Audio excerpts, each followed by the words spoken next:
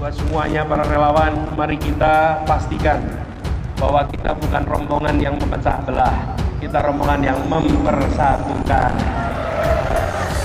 Jangkau semuanya, tidak perlu menjelekkan siapapun.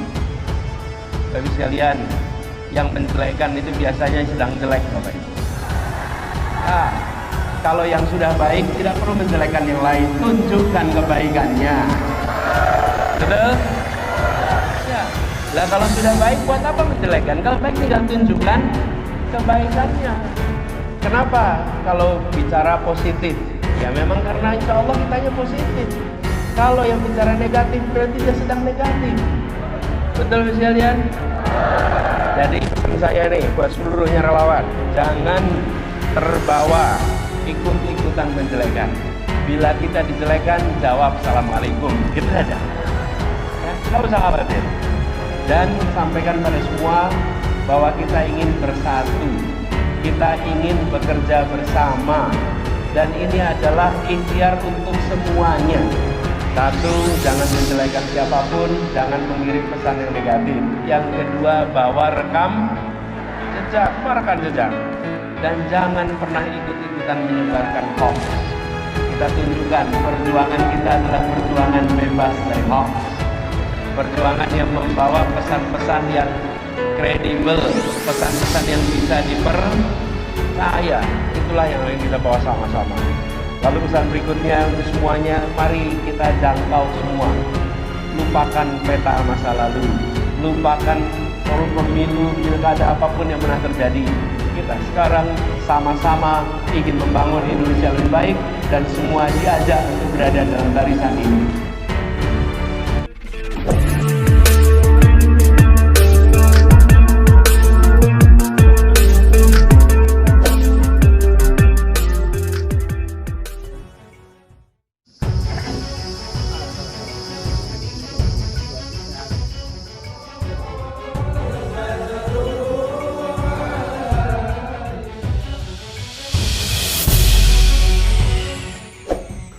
Kader senior P3 Habil Marati memimpin gelaran deklarasi mendukung Anies Baswedan sebagai calon presiden di Pilpres 2024 pada Rabu 16 November di Yogyakarta.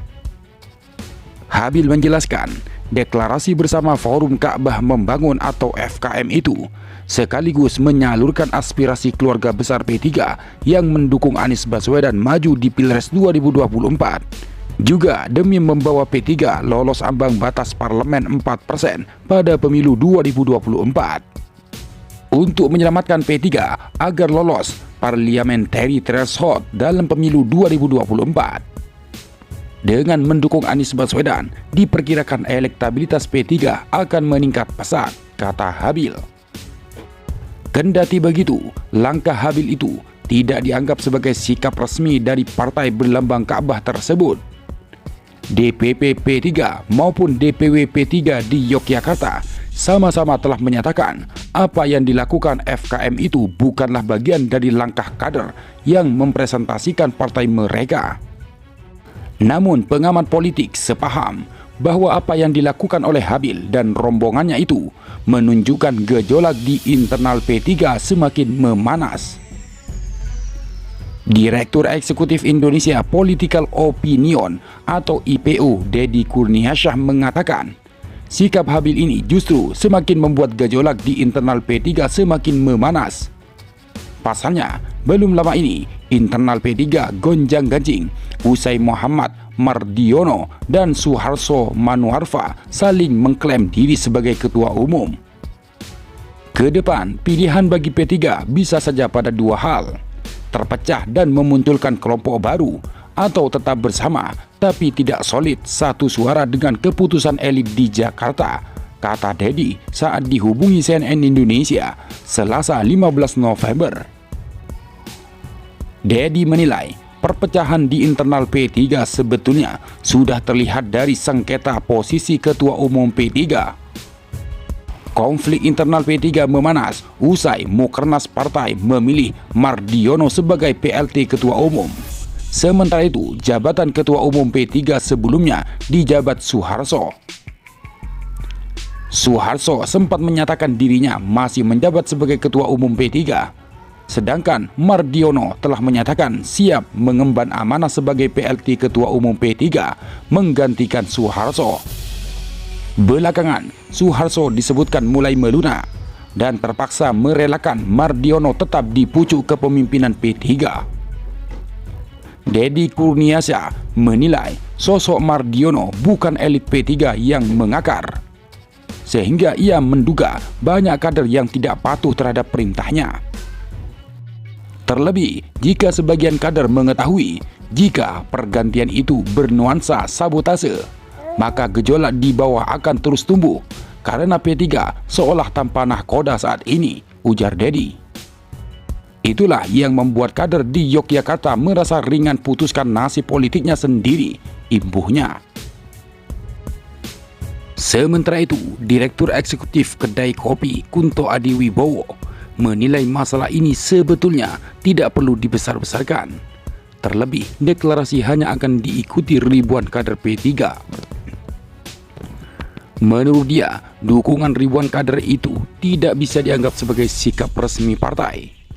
Meskipun demikian, menurut Kunto hal ini perlu disikapi secara serius oleh Mardiono sebagai PLT Ketua Umum. Pasalnya, jika terlalu dibiarkan, masalah ini justru akan membuat P3 semakin terpecah.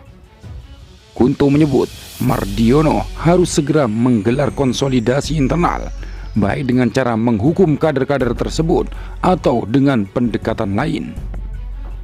Kalau memang kader-kader itu dianggap sedang bermain-main dan tidak sesuai dengan garis kebijakan partai, harusnya dihukum, ujar Kunto. Tinggal ketum beri hukuman yang sesuai, dan itu bisa meredam supaya efek ini tidak berlarut-larut dan bisa menimbulkan perpecahan di P3, imbuhnya. Gonjang-ganjing di internal P3 ini akan berdampak dengan posisi mereka di Koalisi Indonesia Bersatu atau KIB, koalisi yang dibentuk bersama Partai Golkar dan PAN. Direktur Eksekutif Indonesian Public Institute atau IPI, Karyono Wibowo mengatakan, masalah itu menunjukkan ada aktor-aktor yang masih berupaya memengaruhi kebijakan politik P3 terkait koalisi pada Pilpres 2024. Rencana deklarasi ribuan kader P3 di Yogyakarta menunjukkan ada gelagat untuk menarik P3 dari KIB, kata Karyono. Menurut dia, ketegasan Mardiono juga tengah diuji apakah akan tetap bertahan atau keluar dari KIB. Karyono menilai hal ini akan tergantung pada dinamika politik yang terjadi. Kendati begitu, Karyono meyakini P3 di bawah kepemimpinan Mardiono akan bertahan dalam KIB. Pasalnya, KIB lebih memiliki kedekatan dengan pemerintah saat ini.